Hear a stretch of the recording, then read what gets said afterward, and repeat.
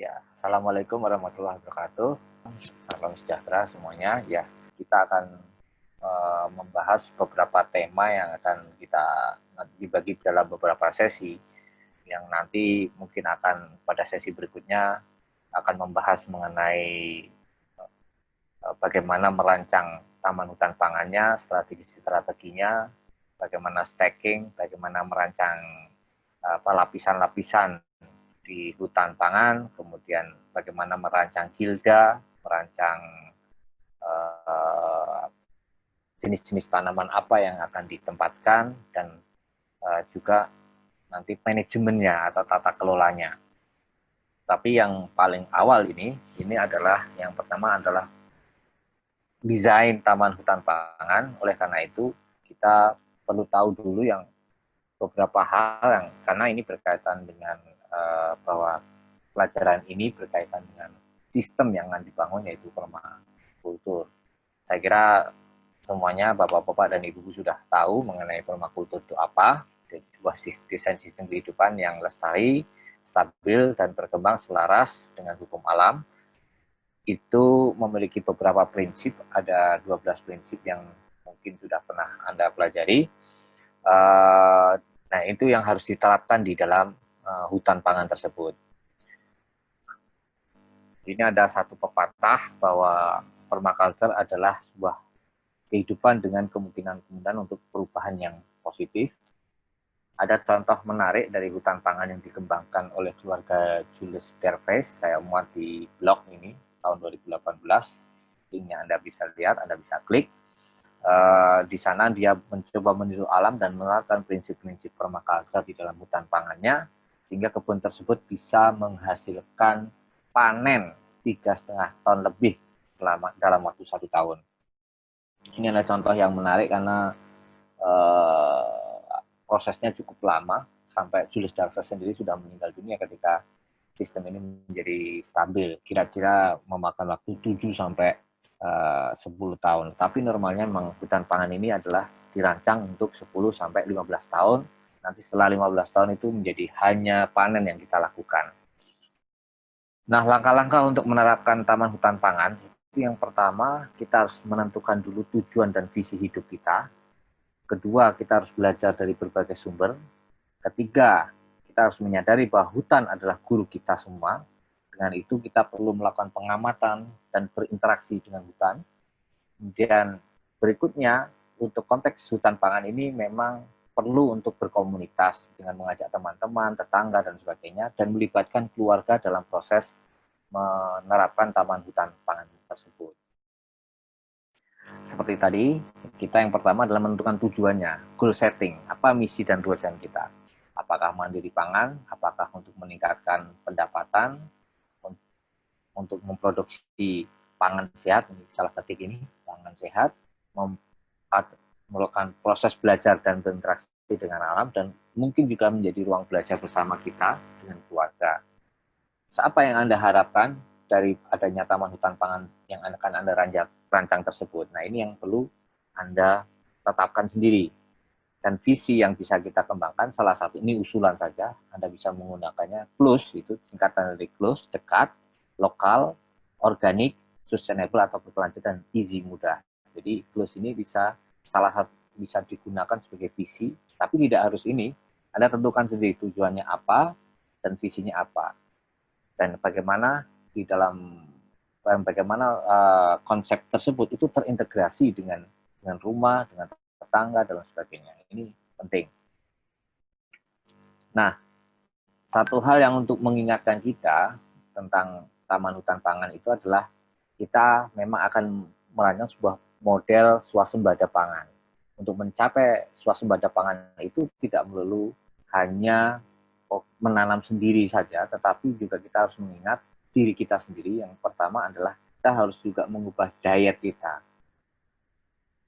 Kita bisa saja punya kebun luas, kita nanam berbagai macam tanaman, tapi yang kalau kita makan selalu misalnya adalah sayur-sayuran yang tidak mungkin kita tanam, ya ini tentu percuma. Jadi ini sering terjadi, orang menanam karena ingin dijual, nanti membeli barang yang atau makanan yang di sana tidak bisa ditanam. ini sebetulnya secara kesehatan pun akan bermasalah. Oleh karena itu kita perlu mengubah diet kita. Yang pertama itu pilihlah yang lokal dan ekologikal. Yang kedua itu seasonal, sesuai dengan musimnya, dan lebih banyak plant-based. Walaupun kita tidak harus menjadi vegetarian atau vegan, tetapi lebih banyak diet atau pilihan menu makanannya itu berbasis tanaman. Apakah buah, apakah sayuran, bumbu-bumbu, dan lain sebagainya dari basis tanaman. Karena memang dalam tradisinya kita itu makan makanan daging biasanya itu occasionally atau pada musim-musim tertentu, ada pada waktu perayaan-perayaan tertentu. Apakah orang menikah, orang melahirkan, orang sunatan, petaan, atau mungkin juga pada waktu wiwitan, ketika padi itu berbunga, kemudian pada waktu panen, dan lain sebagainya. Jadi tidak setiap hari, biasanya pada waktu-waktu tertentu saja, atau pindah rumah, atau dan lain sebagainya.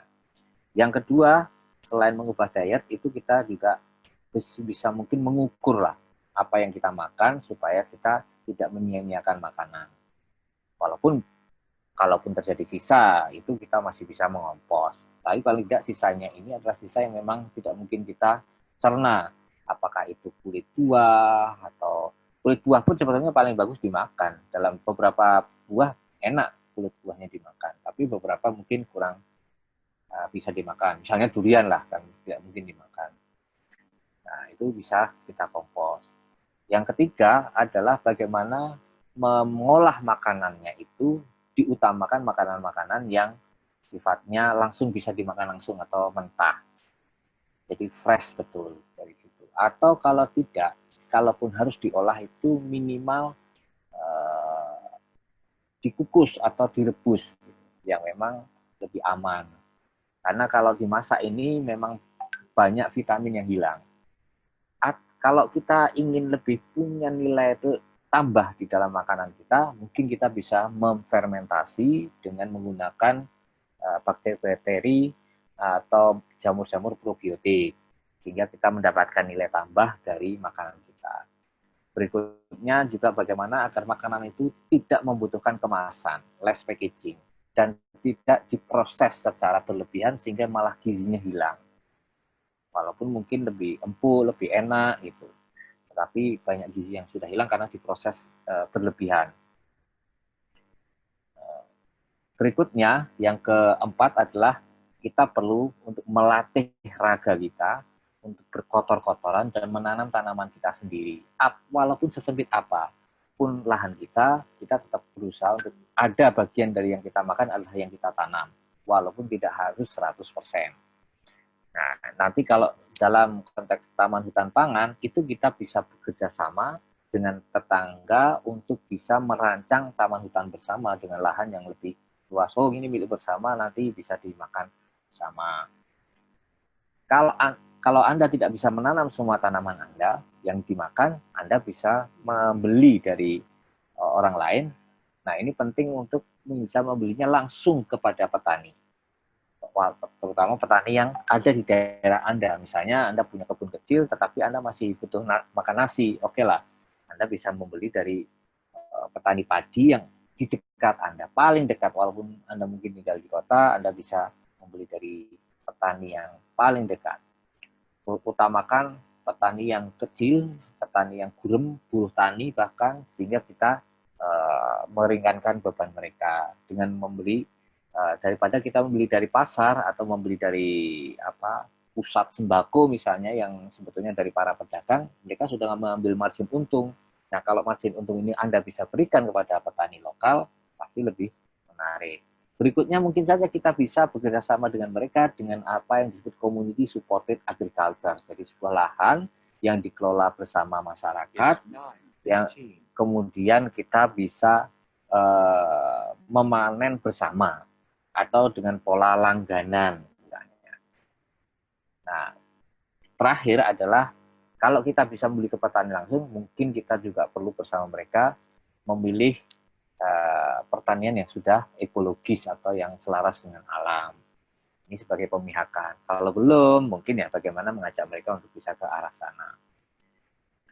Nah, ini satu prinsip dasar dalam sebelum kita merancang taman hutan pangan. Dan ini bisa membantu Anda untuk menentukan visi dan misi atau tujuan dari mengapa Anda merancang hutan pangan. Nah, pada modul 1 kita sudah belajar mengenai kebun rumah dengan menggunakan raised bed yang permanen, yang bisa ditanam intensif, dan lain sebagainya.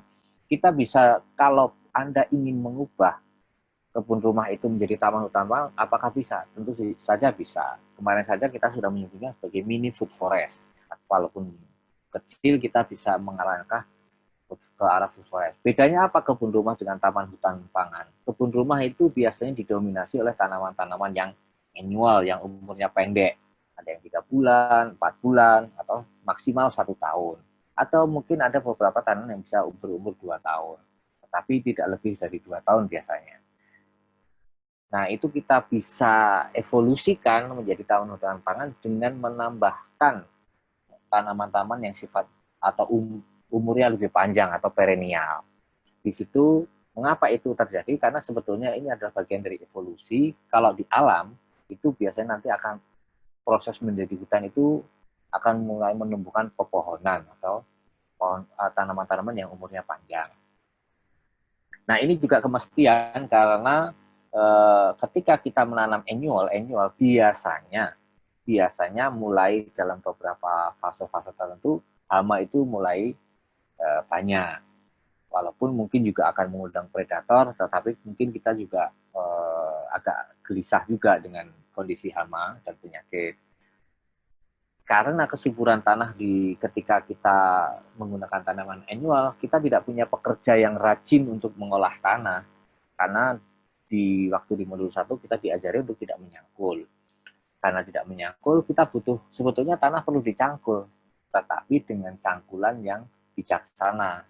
Siapa yang menyangkul? Bukan manusia, karena yang menyangkul manusia biasanya tidak bijaksana. Yang bisa menyangkul bijaksana adalah pohon. Jadi pohon itu akan menumbuhkan akar yang menyangkul sampai ke dalam tanah yang dalam dan mengubah tanah-tanah yang bagian bawah itu menjadi hara yang siap dimanfaatkan oleh tanaman. Jadi kita bisa mengubah, kalau begitu hara itu akan menjadikan tanaman itu menjadi kuat, menjadi imun, sehingga bisa mengendalikan hama dan penyakit. Nah, di situ kita tidak usah yang mengerjakan, biar pohon yang melakukan. Jadi kita bisa transformasikan kebun rumah itu menjadi taman hutan pangan. Yang berikutnya adalah kita juga mulai secara perlahan mengurangi kebutuhan akan pupuk dan input eksternal lainnya, sehingga kita terkurangi biaya, apalagi kalau pupuknya harus membeli. Kalau Anda bisa membuat sendiri molnya, POC-nya, dan sebagainya, ya oke saja. Tetapi kan untuk membuat POC, kadang Anda juga membutuhkan bahan-bahan yang harus dibeli. Misalnya saja gulanya. Ada yang menggunakan tetes tebu, ada yang menggunakan gula dari buah busuk, dan lain sebagainya. Tetapi pada intinya itu adalah dari luar. Nah, karena ini kan tanamannya annual, tidak ada buah-buahan. Jadi mungkin Anda bisa mengurangi kebutuhan pupuk itu dengan menanam pohon-pohon buah yang Anda tidak perlu lagi memberi pupuk atau terkurangi secara pelan-pelan. Nah, ketika Anda bisa punya pohon-pohon buah dan tanaman hutan pangan dengan beraneka tanaman, mungkin Anda pada waktu akhirnya Anda akan bisa panen terus-menerus dan berlimpah, sehingga Anda mencapai surplus yang terus-menerus. Itu apabila Anda ingin mengevolusikan kebun rumah Anda menjadi taman hutan pangan. Walaupun Anda bisa saja tetap punya kebun rumah di zona yang paling dekat dengan rumah, kemudian zona yang agak luar itu atau zona yang bersama tetangga itu bisa menjadi taman hutan pangan bersama di zona 2.